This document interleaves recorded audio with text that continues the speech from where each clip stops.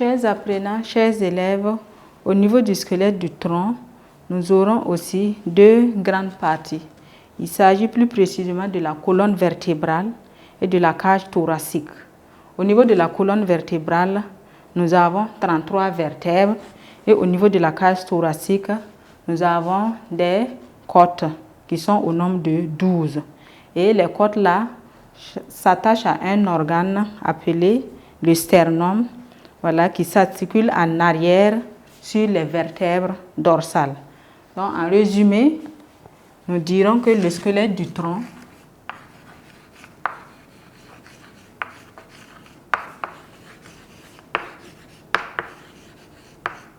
comprend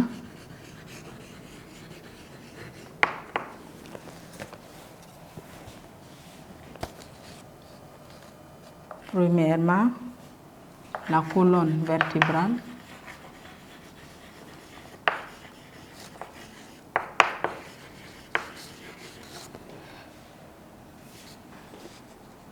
constituée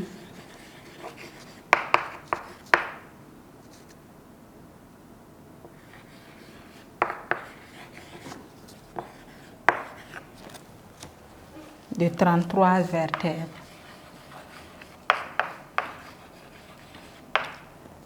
Et deuxièmement, la cage thoracique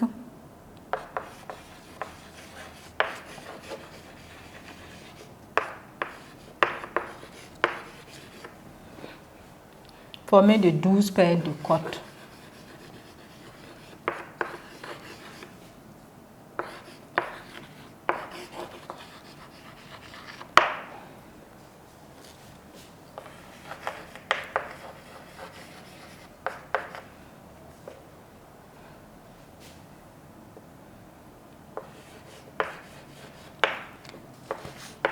Qui s'attache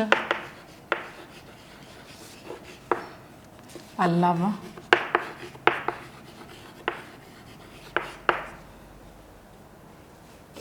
au sternum.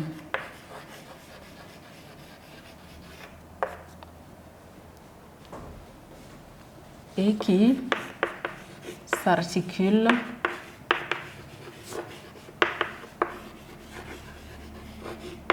à l'arrière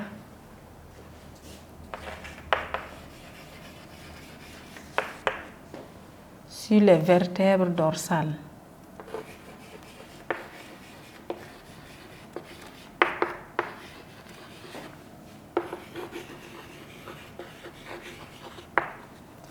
Chers apprenants, chers élèves, il faut noter qu'au niveau du squelette du tronc, nous avons deux grandes parties. La première partie constitue la colonne vertébrale, formée de 33 vertèbres. Et la deuxième partie constitue la cage thoracique, qui est formée de 12 paires de côtes, qui s'attachent à l'avant au sternum et s'articulent à l'arrière par les vertèbres dorsales. Chers apprenants, chers élèves, nous allons passer maintenant, voilà, au troisième point qui constitue le squelette des membres. Donc, petit c, le squelette des membres.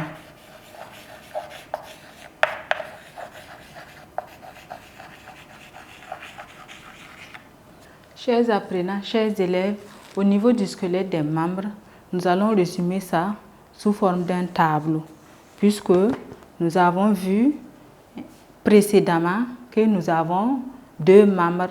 Il s'agit des membres supérieurs et des membres inférieurs. Et au niveau de chaque membre, nous avons dit que chaque membre était constitué de deux parties. Une partie fixe et une partie, voilà, mobile. Donc, nous allons résumer, voilà, ces différentes parties-là dans un tableau. Donc, en résumé, nous dirons que le squelette des membres comprend les os des membres supérieurs, mais aussi les os des membres inférieurs, voilà, que nous allons résumer dans un tableau.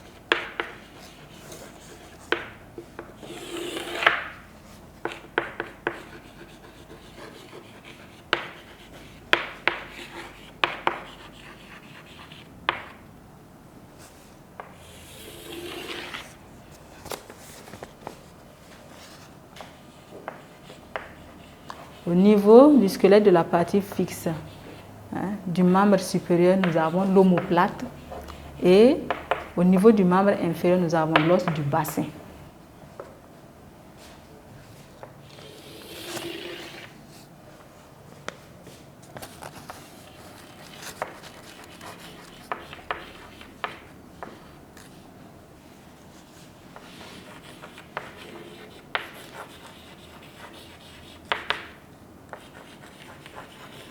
Au niveau du squelette de la partie mobile, pour le membre supérieur, nous avons l'humérus, le cubitus radius, les carpes qui sont au nombre de 8 carpiens, les métacarpes qui sont au nombre de 5 métacarpiens et les phalanges. Au niveau des membres inférieurs, nous avons le fémur. Deuxièmement, nous avons tibia, péroné plus rotule. Chers apprenants, chers élèves, au niveau du squelette des membres, nous avons résumé ça dans un tableau. Voilà, que ce soit les os des membres supérieurs et aussi les os des membres inférieurs.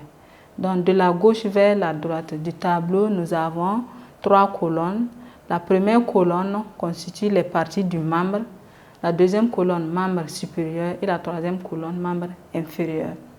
Et au niveau des parties du membre, nous avons le squelette de la partie fixe et le squelette aussi de la partie mobile. Au niveau du squelette de la partie fixe, du membre supérieur, nous avons l'omoplate et au niveau du membre inférieur, nous avons l'os du bassin. Au niveau du squelette de la partie mobile, pour le membre supérieur, nous avons l'humérus, le cubitus radius, les carpes qui sont au nombre de 8 carpiens, les métacarpes qui sont au nombre de 5 métacarpiens et les phalanges. Au niveau des membres inférieurs, nous avons le fémur. Deuxièmement, nous avons tibia, péroné plus rotule. Troisièmement, nous avons les tarses qui sont au nombre de 7 tarsiens, les métatarses qui sont au nombre de 5 métatarsiens et 14 phalanges. Donc, chers élèves, chers apprenants, voici un résumé voilà, dans un tableau du squelette des membres supérieurs et inférieurs.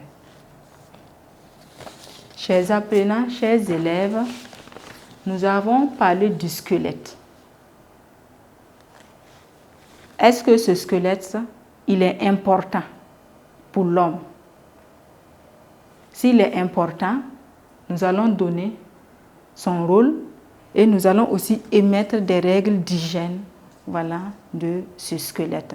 Donc nous allons passer en petit D, rôle du squelette.